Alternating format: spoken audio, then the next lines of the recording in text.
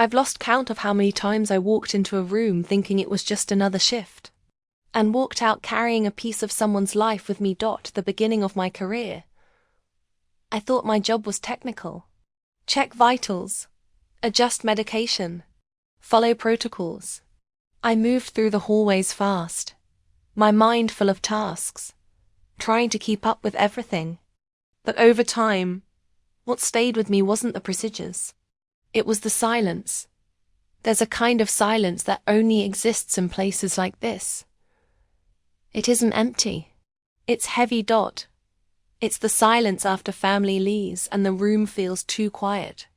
The silence of someone staring at the ceiling for too long, as if they're searching for something up there. The silence of a hand that holds onto mine just a little tighter than it should, and doesn't let go. I started to notice that even when nothing was said, something was always being communicated. There was a man I cared for over several weeks. He barely spoke. His family would come in, talk, try to lift his spirits, and he'd respond with a small, tired smile. But when they left, he would just stare at the closed door. It wasn't simple sadness. It was something deeper, something harder to name. One night, while I was adjusting his four, he grabbed my arm. He didn't say a word, just held on. For a few seconds that felt much longer than they were. Then he let go and turned his face away, like he lost the courage to say what he really wanted. That moment stayed with me in a way I couldn't explain. Because it wasn't just him. I started seeing the same thing in others. The same pause before speaking. The same look that avoids direct eye contact when the conversation gets too close to what actually matters. Like everyone was trying to say something, but couldn't find the time. Or maybe the words. And the strangest part is it almost never happens during the dramatic moments. Not during emergencies. Not in the noise. Not when everything is moving too fast. It happens in between. In the ordinary moments. Adjusting a pillow. Offering a glass of water. Changing the sheets. That's where something slips through. And without realizing it, I stopped listening only with my ears. I started noticing the way people breathe when they're alone. How their rhythm changes when someone they love walks in. The way their eyes shift when certain topics come up. The names they say. And the ones they avoid. Over time I understood something. Care isn't just about doing. It's about noticing. And the more I noticed, the more I realized something kept repeating itself. Something no one said out loud. But it was there, in almost every room, in almost every story waiting for someone to truly see it. And that silent pattern started to disturb me. After a while, I stopped expecting big confessions. They almost never came.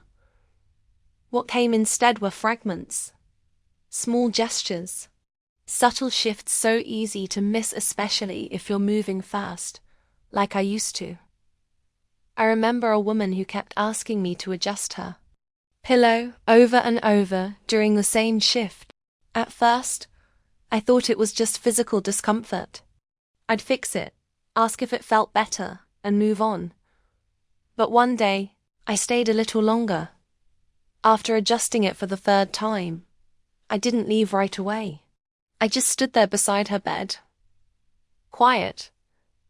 That's when I realized it was never about the pillow. She looked at me like she was waiting for something. Even she didn't seem to fully understand what. And after a few seconds, she said softly, "Can you stay just a little longer?" That moment changed how I started seeing those simple requests. Because they're almost never simple. The glass of water isn't always about thirst. The call in the middle of the night isn't always about pain. The repeated question isn't always about needing an answer. It's about presence. And once I saw it, I couldn't unsee it. A man who asked me to check his monitor even when everything was stable, just to have someone next to him for a moment. A patient who always started talking right when I was about to leave. Like that was the only moment she found the courage. Another who pretended to sleep when family was around, but opened his eyes the second the room went quiet. There's a rhythm to it. You start to notice. There's a before and an after. Before, they try to keep things normal. Quick answers. Avoid certain topics. Change the subject. After, things slow down. They repeat themselves. They hold on longer. Their gaze shifts. It's like something inside them is trying to surface, but hasn't found a safe place yet. And the hardest part, no one teaches you how to read this. It's not in the protocols, not in the training, not in the textbooks, but it's there. All the time. In the fingers tapping lightly against the bed. Rail. In the breath that changes when a certain name is mentioned. In the eyes fixed on the door, even when no one else is coming. And the more I paid attention, the clearer it became. These signs weren't random. They were pointing to something. Something. Building. Growing.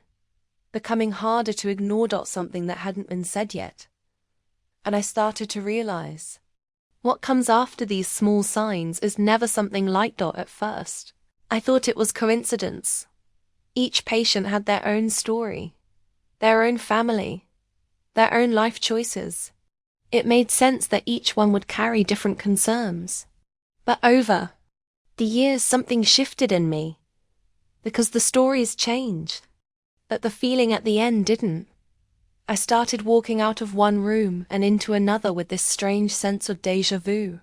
Like somehow I already knew what was coming even before a single word was spoken. It was the same kind of look. The same kind of silence. The same kind of request that didn't really sound like a request. I once cared for a man whose life, on the surface, seemed complete. A present family, successful children, frequent visits. His room was rarely empty. But something didn't sit right. When everyone left, he changed. His body softened in a different way. His eyes lost that strength he held onto during visits. And then the small things began. He would start talking about old moments. Stories no one else in the room had lived through. Memories that didn't have a clear beginning or an ending. And in the middle of those stories, he would stop, like he was editing what could and couldn't be said. Like there was a part he kept leaving out. And that's what started to bother me. Because I had seen it before. In other people. Other rooms. Other endings. A woman who spoke proudly about her children, but went completely silent when one name was missing. A man who kept saying he had a good life, but never held eye contact when he said it. A patient who thanked everyone, but gripped the sheets tightly whenever she was alone. And that's when I understood it wasn't about what they were saying. It was about what they were avoiding. The pattern wasn't in the words. It was in the pauses. In what slipped through. And especially in what was held back. And that realization started to weigh on me. Because the more I saw it, the harder it became to pretend each story was unique in the end. They weren't. They arrived from different paths, different lives, but they all seemed to touch the same emotional place. A place where people were no longer focused on what they achieved, but on what they never resolved. And that unresolved part wasn't loud. It was quiet. It showed up in unfinished sentences, in memories that came back uninvited, in names that almost made it out, but got stuck in the throat. That's when I stopped calling it coincidence, because when something repeats itself across so many different lives, it stops being random. It becomes human. And what unsettled me the most was this. People spend their entire lives avoiding certain conversations, only to be found by them in the end. It took time. But there came a point when I couldn't ignore it anymore. It wasn't just a pattern. It wasn't just coincidence repeating itself. It was a message. But it never came clearly. Never in a neat sentence. Never as a piece of advice someone could easily pass on. It came in fragments, scattered across glances, pauses, and words that never fully made it out. And still, after years of witnessing it, the lesson began to take shape inside me with an almost uncomfortable clarity. People don't suffer the most for what they did. They suffer for what they left unresolved. It's not about the big mistakes, not the dramatic decisions or the obvious turning points. It's about what was postponed. The conversations that were left for later, the apologies that were never spoken, the truths that were swallowed for years, out of fear, pride, or simply habit. I've seen people who built entire lives, careers, families, stories that looked complete from the outside. But in the end, they weren't trapped by what they lived. They were trapped by what they avoided. There was a patient who, in her final days, kept repeating a sentence without even realizing it. I should have said. She never finished it. Never. Explained what. But the way she said it. Said everything. Another man, already very weak, once asked me to call someone. He gave me a name, an old number, and waited. When no one answered, he just closed his eyes and whispered. I waited too. Long. And there was no time left to try again. That's what weighs the most. It's not the lack of time throughout life. It's the late realization that time has run out. Exactly for the things that needed it the most. And the hardest part to accept is this: none of those things ever felt urgent before. Fixing a relationship, saying what you feel, going back and making things right, or simply not letting someone walk away with something still unfinished. None of that feels urgent in the middle of life. But at the end, it becomes everything. And that's when I understood the lesson. Not a beautiful one, not a comfortable one, but an unavoidable one. Life doesn't charge us the most for wrong choices. It charges us for the emotions we leave unresolved.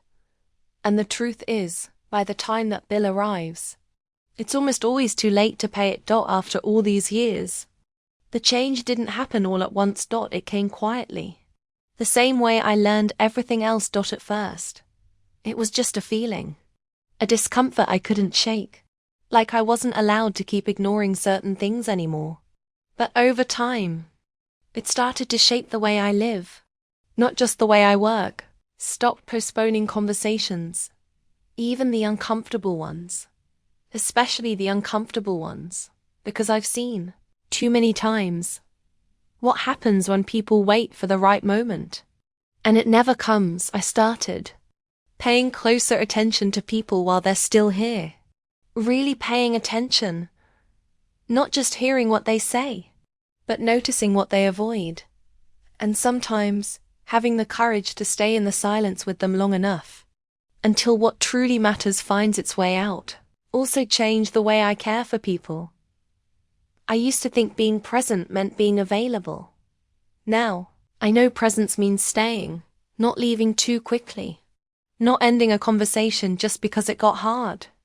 Not pretending I believe I'm fine when I know it isn't true. There was a day a patient started a sentence and stopped halfway through. Before, I would have respected the silence and moved on. But that day I stayed. And after a while, I said quietly, "You can say it. I'm here." She took her time, breathed deeply a few times. And then she said something. She told me she had been holding in for years. It wasn't a big revelation. It didn't change her life, but it changed her ending. And that matters. Because I learned that, in the end, people don't need perfect answers. They need space to say what they never said. To close what was left open. To, at least once, stop running from what they truly feel. And outside of those rooms, in my own life, I started doing the same dot. I call when I feel like it. I speak when something weighs on me. I don't save certain words for later because I know the cost of that later. It's not about living without mistakes, Dot. It's about not carrying silences that will one day become too heavy, Dot, because if there's one thing these years have taught me, it's this. The end comes, Dot, it always does. And when it does, it's not what you built that echoes the loudest, Dot. It's what you left unsaid.